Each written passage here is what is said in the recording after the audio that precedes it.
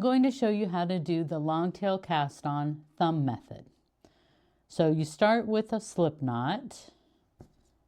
So I just twist the yarn like that, and then pull the yarn through that hole, that twist, and stick my needle in like that. So now I have a slip knot, and that is considered the first stitch on your needle.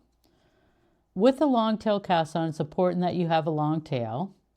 So here is the long tail going off in that direction. And then this string coming off of the needle is your working yarn, and this goes off to the ball of yarn. So I'm going to twist that around my finger and just kind of hold that, we call it the working yarn, in my right hand as I'm holding the needle. Then I take the tail and I grab it with these 3 fingers like that. I wrap my thumb under and around like that, so that if I were to move my hand over like that, you can see that I'm creating that loop right there. And so that's what you want. So you want to grab the yarn, wrap your thumb around, see that loop right there that I created on my thumb. Take your needle and put it in and under and through that loop on your thumb. Take the working yarn around that needle and then back through that loop on your thumb, release and tighten. So now we have 2 stitches on our needle. Pretty good. So grab the yarn, wrap your thumb around, creating that loop on your thumb.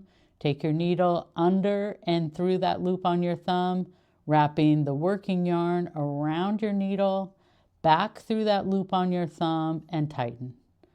And really that's all there is to it. And so this is a really great cast on for beginners. It gives you a nice stretchy edge, which is great for a lot of projects. And it gives you the same exact edge as a long tail cast on slingshot method, but the thumb method is just a little easier for beginners. So I just wanted to show you that, and I wanted to let you know that you get the same cast on edge. So it's really dealer's choice. Whatever's easier, it makes more sense to you. So let me show you a couple more times. You grab the yarn, you wrap your thumb around, creating that loop on your thumb, and then you take your needle under and through that loop on your thumb. Your working yarn goes around the needle. You pull that through the loop on your thumb and tighten. So, and then you can just pivot up. So you go, okay, I still have that loop under and through, around. And then as you can see, you get pretty fast after some practice. It'll get easier.